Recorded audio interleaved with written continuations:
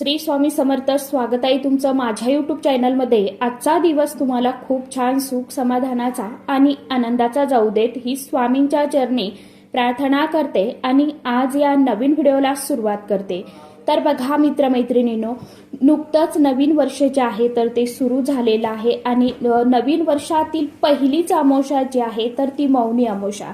आणि तसं बघायला गेलं तर मौनी अमावस्या हा हिंदू धर्मातील एक अतिशय अत्यंत खूप खास आणि पवित्र दिवस मानला जातो.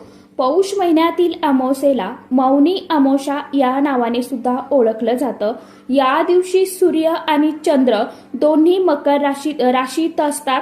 त्यामुळे या दिवशी स्नान, दान, जप, तप आणि पितरांचं तर्पण करणे खूप अतिशय अत्यंत शुभ मानले जाते. मौनी अमावस्येच्या दिवशी ब्रह्ममुहूर्तावरती उठून पवित्र नद्यांमध्ये स्नान करण्याला खूप खास, विशेष, अनन्यसाधारण असं महत्व आहे. यामुळे आपल्याला पुण्यप्राप्ती मिळते आणि आयुष्यामध्ये सुख, शांती, समृद्धी येते अशी देखील श्रद्धा आहे की पौष महिन्याच्या पुण्य काळात हरिद्वार आणि प्रयागराजमध्ये स्नान केल्याने मोक्ष मिळतो असे सुद्धा मानतात. त्याचप्रमाणे या अमावस्येमधील पूजन अश्वमेध यज्ञ एवढे पुण्य देणारे आहे असं देखील म्हटलं जातं. पंचांगानुसार पौष महिन्यातील कृष्ण पक्षातील अमावस्या तिथी ही 17 जानेवारीच्या रात्री 12:05 सुरू होईल आणि दुसऱ्या दिवशी 18 जानेवारीच्या रात्री 1:22 संपेल. त्यामुळे उदय तिथीनुसार मौनी अमावस्या 18 जानेवारीला म्हणजे रविवारीच आपल्याला साजरी करायची आहे. त्याचबरोबर मौनी अमावस्येच्या दिवशी ब्रह्ममुहूर्तापासून ते सूर्योदयापर्यंतचा काळ स्नानासाठी उत्तम मानला जातो.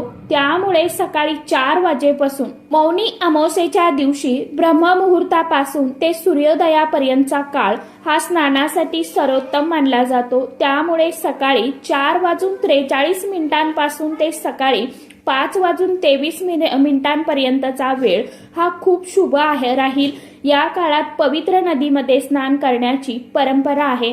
जर नदीवरती स्नान करणे शक्य नसेल तर मग घरीच थोडंसं पाण्यामध्ये गंगाजल मिसळून, थोडीशी हळद मिसळून स्नान करणे देखील पुण्यकारक मानले जाते. या दिवशी तर्पण आणि दान केल्याने पूर्वजांना मोक्ष मिळतो आणि जीवनात सुख, समृद्धी, शांती देखील येते. आता या दिवशी आपण घरीच आंघोळीच्या पाण्यामध्ये थोडंसं गंगाजल टाकायचं आहे, चिमूटभर हळद टाकायची आहे, चिमूटभर काळे तीळ देखील टाकायचे आहे. त्याचबरोबर हळद ही भगवान श्रीहरी विष्णुदेव आणि माता लक्ष्मीला अतिशय अत्यंत खूप प्रिय आहे. तसेच हळद आपला गुरुग्रह देखील बळकट करत असते आणि या सर्व वस्तू टाकून आपण आंघोळ करायची आहे. आंघोळ करत असताना गंगेच्या, यमुनेच्या व गोदावरी, सरस्वती, नर्मदे, सिंधू, कावेरी जलेस्मिन सन्निधिम करू या मंत्राचा जप करावा. यामुळे आपल्याला पवित्र तीर्थस्थानी किंवा नदी क्षेत्रावरती स्नान केल्याचं पुण्यफळ जे आहे तर ते मिळत असतं. मौनी अमावस्या हा दिवस पितरांच्या तर्पणासाठी अतिशय अत्यंत शुभ मानला जातो अशी देखील मान्यता आहे की या दिवशी पवित्र नदीत स्नान करून तिळाचं पाणी पितरांना अर्पण केल्याने आणि गरजू लोकांना अन्न व वस्त्र दान केल्याने पितरांचा विशेष कृपा आशीर्वाद आपल्याला लाभत असतो. आता या अमावस्येच्या दिवशी जसे आपण काही उपाय केले तर ते खूप खूप प्रभावशाली ठरले जातात. परंतु या दिवशी जर आपल्याकडून कळत न कळतपणे काही चुका झाल्या तर त्याचे दुष्परिणाम जे आहेत तर ते आपल्याला जीवनामध्ये भोगावे लागतात. कारण की भरपूर वेळा आपल्याला काही गोष्टी ह्या माहीत नसतात आणि आपल्याकडून ह्या चुका ज्या आहेत तर त्या होऊन जातात. कारण की कुणी जाणून बुजून मुद्दामहून या चुका करत नाहीये बघा. परंतु आपल्याला या गोष्टी ज्या आहेत ना तर त्या माहीत नसल्यामुळे आपल्याकडून ह्या छोट्या मोठ्या चुका ज्या आहेत अगदी सहज होऊन जातात. मग आपण म्हणतो की मी तर इतकी सेवा करते, मी एवढी पूजा करते, मला का पूजेचं फळ मिळत नाहीये, उलट मला दुष्परिणामच का भोगावे लागतात. त्यामुळे आपल्याला या दिवशी काही चुका ज्या आहेत तर त्या करायच्या नाही. त्याचबरोबर आपल्या घरामध्ये या दिवशी खास करून कोणती भाजी करायची नाही, कोणत्या भाज्या करायच्या आहेत याविषयीची संपूर्ण माहिती आजच्या या नवीन व्हिडिओमध्ये मी तुमच्याबरोबर शेअर करणार आहे. त्यामुळे तुम्ही हा व्हिडिओ स्किप न करता शेवटपर्यंत नक्की बघा. चॅनलवरती तुम्ही जर हा व्हिडिओ पहिल्यांदा बघत असाल तर चॅनलला आवर्जून सबस्क्राईब करा आणि असेच नवनवीन माहितीपूर्ण व्हिडिओ बघण्यासाठी समोरील बेल आयकॉनलाही प्रेस करा. त्यामुळे काय होईल, जेव्हा कधी मी नवीन व्हिडिओ अपलोड करेन तर सर्वात अगोदर त्याचं नोटिफिकेशन तुम्हाला मिळेल आणि तुम्ही एकही व्हिडिओ मिस तर बघा मित्रमैत्रिणींनो, आता मौनी अमावस्येच्या दिवशी अशा काही गोष्टी आहेत की ज्या आपण चुकून सुद्धा करू नये. आपल्या घरातील अशा काही वस्तू आहेत की ज्या चुकून सुद्धा आपण कोणाला द्यायच्या नाही.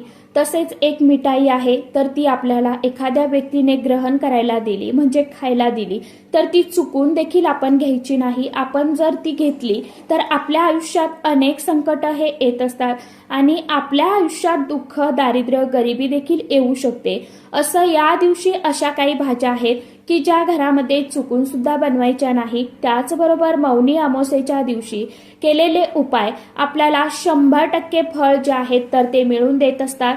निश्चित तुम्हाला अनेक शापांपासून देखील मुक्त करतील आणि तुमचे जीवन शांती, समृद्धी आणि आनंदाने भरतील.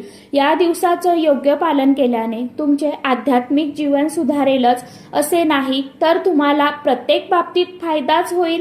तर या दिवशी काय करावं, काय करू नये, त्याचबरोबर मौनी अमावस्येच्या दिवशी अशा काही वस्तू आहे की ज्या आपण चुकूनही घरात आणायच्या नाही. घराची स्वच्छता करण्यासाठी झाडू व केरसुनी सर्रास वापरली जाते. समुद्र मंथनातून जी रत्ने बाहेर पडली त्यासोबत अलक्ष्मी ही आली. केरसुनी आणि कावळा ही तिची चिन्हे आहेत. गाढव हे तिचं वाहन असते.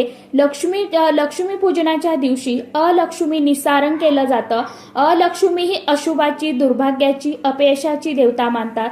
अलक्ष्मी घरात येऊ नये म्हणून लक्ष्मी पूजनाच्या दिवशी झाडूची पूजा करण्याची प्रथा पडली आहे. मात्र दक्षिण भारतात अलक्ष्मीचं प्रस्त मोठे आहे.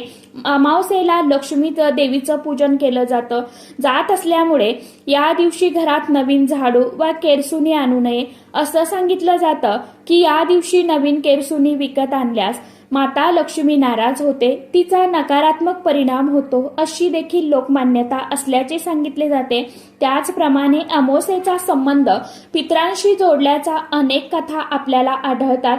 त्यामुळे या दिवशी शुभ कार्यासाठी लागणारं साहित्य किंवा पूजन साहित्य जे आहे तर ते घरात आणू नये असं सांगितलं जातं. असं केल्याने नकारात्मकता येते, शुभ कार्यात विघ्न येऊ शकतात. पूजा साहित्य हे शुभ कार्यासाठी वापरलं जातं.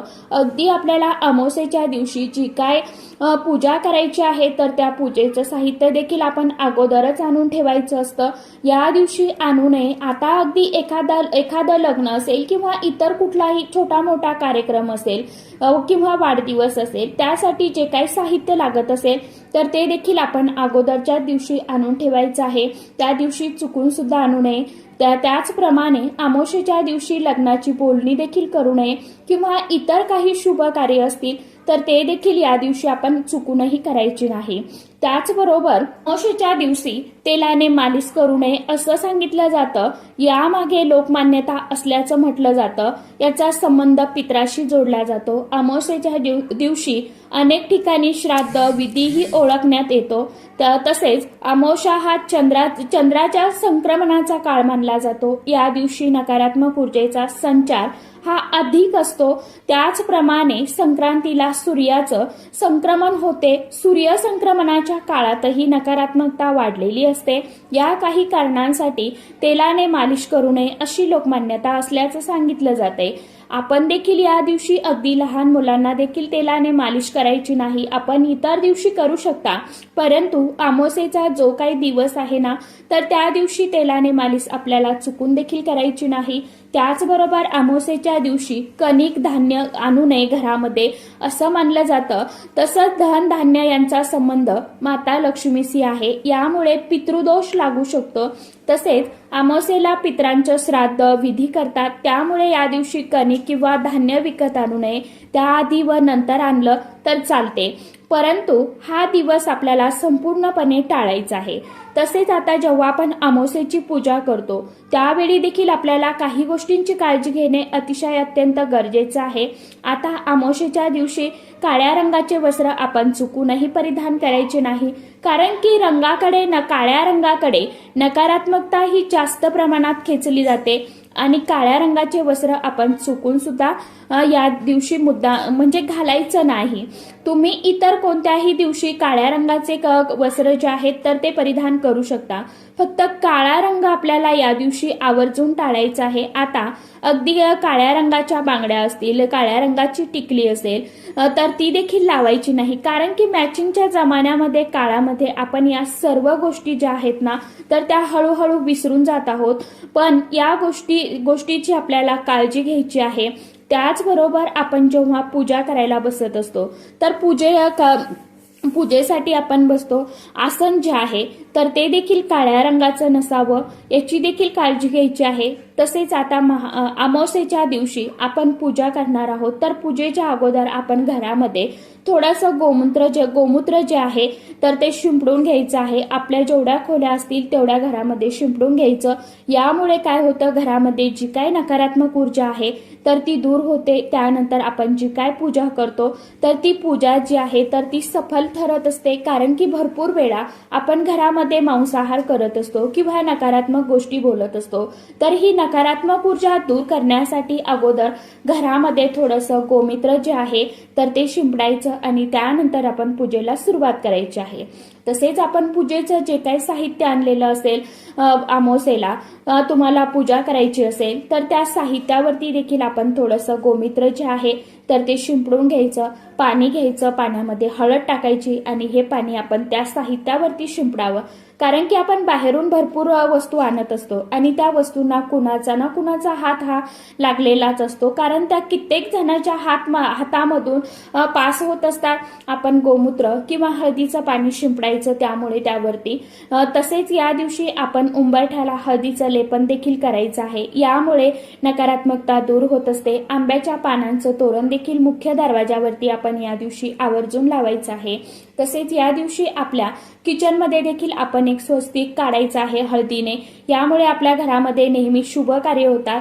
तसेच आपल्याला अन्नपूर्णा माता देवीचा आशीर्वाद देखील मिळत असतो. या दिवशी आपल्याला पितरांची पूजा देखील करायची आहे. आपल्याला उंबरठ्याच्या दोन्ही साईडने पाणी शिंपडायचं. आता अगदी जेव्हा तुम्ही सकाळी दरवाजा उघडताना त्यावेळी असं पाणी आपल्याला शिंपडून घ्यायचं आहे. आता जर लक्षामध्ये राहिलं नाही तर मग दिवसभरामध्ये तुम्ही कधीही पाणी दोन्ही साईडने शिंपडू शकता. आता माठातील मडक्यातील पाणी असेल तर अतिउत्तम. आता मातीच्या भांड्यातील पाणी शिंपडलं तर अतिशय उत्तम. परंतु जर तुमच्याकडे मातीचं भांड किंवा मटकं नसेल तर मग तुम्ही एखादं भांड जे आहे, हंडा जे आहे तर ते घेऊ शकता किंवा मग शुद्ध जल घेतलं तर ते सुद्धा शिंपडू शकता. कारण की अमावस्येच्या दिवशी आपले पूर्वज पृथ्वीवरती येत असतात आणि ते आपल्या उंबरठ्याजवळ येऊन थांबत असतात आणि आपण जिथे पाणी शिंपडलं तर ते पाणी शिंपडतो ना तर ते पाणी असं म्हणतात की ते ग्रहण करतात. त्यामुळे त्यांचा आत्मा तृप्त होत असतो. ते आपल्याला शुभ आशीर्वाद देत असतात. आता जेव्हा आपण तिथे पाणी शिंपडतो तेव्हा पाणी शिंपडताना आपल्याला ओम पितृदेवताय नमः, ओम पितृदेवताय नमः, ओम पितृदेवताय नमः या मंत्राचा जप करायचा आहे. आपल्या पूर्वजांना मोक्ष प्राप्त व्हावा, त्यांच्या आत्म्याला शांती मिळावी यासाठी देखील प्रार्थना करायची आहे. तसेच या दिवशी आपण घराच्या दक्षिण दिशेला जाऊन थोडंसं पाणी, तीळ मिश्रित पाणी पितरांसाठी अर्पण करायचं आहे. पाणी घ्यायचं आहे, त्यामध्ये काळे तीळ टाकायचे आणि हे पाणी दक्षिण दिशेला अर्पण करायचं. आता हे पाणी आपल्या पायावरती पडणार नाही याची देखील आपल्याला काळजी घ्यायची आहे. आता हे जर पाणी आपण दक्षिण दिशेला अर्पण केलं तर आपल्या पूर्वजांचा आशीर्वाद आपल्याला नक्कीच मिळत असतो. आता हे पाणी अर्पण करत असताना आपण ओम पितृदेवताय नमः या मंत्राचा जप करावा. त्यासोबतच आपल्या पूर्वजांकडे माफी देखील मागायची आहे. पण म्हणायचं आहे की माझ्याकडून जर काही न कळतपणे चूकभूल झाली असेल, घरातील मोठ्यांकडून लहानांकडून त्याबद्दल काही चुका झाल्या असतील तर आम्हाला माफ करा. इथून पुढे आमच्याकडून जशी सेवा तुमची होईल होईल तशी आम्ही जास्तीत जास्त सेवा करण्याचा नक्कीच प्रयत्न करू, असं आपण आपल्या पूर्वजांना सांगायचं आहे आणि त्यांना माफी मागायची आहे. बघा, जर आपल्या पूर्वजांचा आशीर्वाद जर आपल्यावरती, आपल्या कुटुंबावरती असेल तर आपल्याला कोणत्याही कामात अडचणी, अडथळे जे आहेत तर ते येत नाही. त्याचबरोबर आपण जे काही कष्ट, मेहनत करतो तर त्या कष्टाचं, मेहनतीचं फळ आपल्याला मिळत असते आणि मुलांची देखील प्रगती होत असते. त्यामुळे प्रत्येक अमावस्येला आपण पूर्वजांची सेवा ही केलीच पाहिजे. त्याचबरोबर घरामध्ये दक्षिण दिशेला देखील आपण पूर्वजांसाठी एक दिवा जो आहे तर तो आवर्जून लावायचा आहे. मातीची पंती घ्या किंवा कणकेचा दिवा, चौमुखी दिवा या दिवशी प्रज्वलित केला तरी देखील चालतो. परंतु जर त्या दिव्यामध्ये आपण तिळाचं तेल टाकायचं आहे, तिळाचं तेल जर नसेल तुमच्याकडे तर मोहरीचं तुम्ही टाकू शकता. म्हणून यामध्ये देखील आपण 9 किंवा 11 तीळ टाकायचे आहे काळे आणि दिवा प्रज्वलित करायचा आहे. दिव्याला हळदी, कुंकू, अक्षता, फूल अर्पण करायचं, दीप ओवाळून घ्यायचा आणि नमस्कार करायचा आणि तिथे बसून आपल्याला एक वेळा पितृ अष्टक पठण करायचं आहे. आपल्या पितरांचं ध्यान करायचं आहे, स्मरण करायचं आहे. पूर्वजांची नावं माहीत असतील तर त्यांची नावं आपण घ्यायची आहे. यामुळे आपल्या पूर्वजांचा आशीर्वाद आपल्याला प्राप्त होतो. आपल्या घरामध्ये सुख, शांती, समृद्धी येत असते. आता अमावस्येच्या दिवशी आपल्या घरातील अशा काही वस्तू आहे की ज्या आपण चुकून सुद्धा कोणाला द्यायच्या नाही. सर्वात पहिली वस्तू म्हणजे साखर, मीठ, तांदूळ, तेल. या वस्तू साक्षात माता लक्ष्मी स्वरूप असतात. या वस्तू आपण कधीही संपण्याच्या अगोदर घरामध्ये आणून ठेवाव्या. यामुळे माता लक्ष्मीचा आपल्याला आशीर्वाद प्राप्त होत असतो. तसेच मीठ हे साक्षात माता लक्ष्मी स्वरूप आहे. जेव्हा समुद्र मंथन झालं होतं त्यावेळी मीठ देखील माता लक्ष्मी सोबत बाहेर आलं होतं. त्यामुळे मिठाला माता लक्ष्मीचं स्वरूप मानलं जातं. या दिवशी आपण आपल्या घरामधील मीठ हे चुकूनही कोणाला द्यायचं नाही. त्यानंतरची दुसरी वस्तू आहे ती म्हणजे धने. धने हे धन प्राप्तीसाठी खूप महत्वाचे मानले जातात. जेव्हा धनत्रयोदशी असते त्यावेळी आपण सर्वात प्रथम धन्याची जी खरेदी आहे तर ती करत असतो आणि आपण त्याचं पूजन देखील करत असतो. त्यामुळे या दिवशी जर तुमच्याकडे कोणी धने मागितले तर धने चुकून सुद्धा कुणालाही द्यायचे नाही. त्यानंतरची तिसरी वस्तू ती म्हणजे दूध, दही. आता दूध, दही आपण तसे तर संध्याकाळी कुणालाही देत नाही, परंतु अमावस्येच्या दिवशी अगदी सकाळी देखील दूध किंवा दही कुणालाही देऊ नका. त्याचबरोबर सर्वात महत्वाचं म्हणजे दह्याचं सेवन आपण अमावस्येच्या दिवशी रात्री चुकून सुद्धा करायचं नाही. आपण जर अमावस्येला रात्री दही खाल्लं तर आपली धनहानी होण्याची दाट शक्यता असते. त्यामुळे या गोष्टीची आपल्याला काळजी घ्यायची आहे. आता अमावस्येच्या दिवशी जर कुठे काही कार्यक्रम असला तर अशा ठिकाणी चुकूनही ज्या काही माता लक्ष्मी स्वरूप वस्तू आहेत तर त्या चुकून आपण कुणाला द्यायच्या नाही. तुम्ही इतर वस्तू देऊ शकता, परंतु माता लक्ष्मीचा फोटो, मूर्ती तर या वस्तू भेटवस्तू म्हणून चुकूनही देऊ नका. तसेच अमावस्येच्या दिवशी पहिल्या काळामध्ये अगदी काही गोष्टी घडायच्या की प्रत्येकालाच प्रत्येकाचं चांगलं वाटतं असं नाही. आपल्यावरती जळणारी लोक देखील असतात. त्यामुळे या दिवशी जर तुम्हाला कोणी सफेद पदार्थ खायला दिले तर ते चुकून देखील घ्यायचा नाही किंवा खायचा नाही, ग्रहण करायचं नाही. अगदी तुमची जवळची व्यक्ती असू देत, परंतु तिच्यावरतीही तुमचा विश्वास असेल आणि तो पदार्थ तुम्ही घेऊ शकता. पण इतर कुणी अगदी शेजारची नातेवाईक असेल आणि अशा व्यक्तींकडनं आपण हा पदार्थ चुकून सुद्धा घेऊ नका आणि खाऊ नका. काही व्यक्ती ह्या अशा असतात की त्या फक्त आपल्या तोंडावरती गोड बोलत असतात, परंतु त्यांच्या मनामध्ये आपल्याबद्दल काय चालू आहे, काय वाईट भावना आहे हे देखील आपल्याला माहीत नसतं. त्यामुळे अगोदरच आपण सावध राहिलेलं बरं. आपल्या लहान मुलांना या वस्तू दिल्या जातात कारण की त्यांना त्या गोष्टी माहीत नसतात. तर असे सफेद पदार्थ जर कुणी तुम्हाला खायला दिले, मिठाई वगैरे, तर ती चुकून सुद्धा ग्रहण करायची नाही. आपल्याला खास करून काळजी घ्यायची आहे. आता आपल्याला अमावस्येच्या दिवशी काही भाज्या ज्या आहेत तर त्या बनवायच्या नाहीये, कारण मांसाहार सर्वांनाच माहीत आहे. अमावस्येच्या दिवशी मांसाहार चुकूनही करू नये. कांदा, लसण देखील आपण पूर्णपणे वर्ज्य करायचा असतो. अमावस्येच्या दिवशी खास करून गोबीची भाजी, वांग्याची भाजी, मुळ्याची भाजी या 3 भाज्या आपण चुकून देखील सेवन करायच्या नाही. कारण आपल्याला या दिवशी चुकून सुद्धा घरामध्ये बनवायच्या नाही किंवा खायच्या नाही. तर अशा पद्धतीने आपल्याला मौनी अमावस्येच्या दिवशी रविवारी काही गोष्टींची काळजी घ्यायची आहे. आहे. व्हिडिओ खूप मोठा झालेला आहे. तर चला तर आजच्या व्हिडिओमध्ये इतकीच माहिती होती. कशी वाटली नक्की सांगा. व्हिडिओ आवडला तर चॅनलला आवर्जून लाईक शेअर सबस्क्राईब जरूर करा. परत भेटूया नवीन व्हिडिओसोबत नवीन माहितीसोबत. तोपर्यंत सर्व माझ्या यूट्यूब परिवाराला श्री स्वामी समर्थ.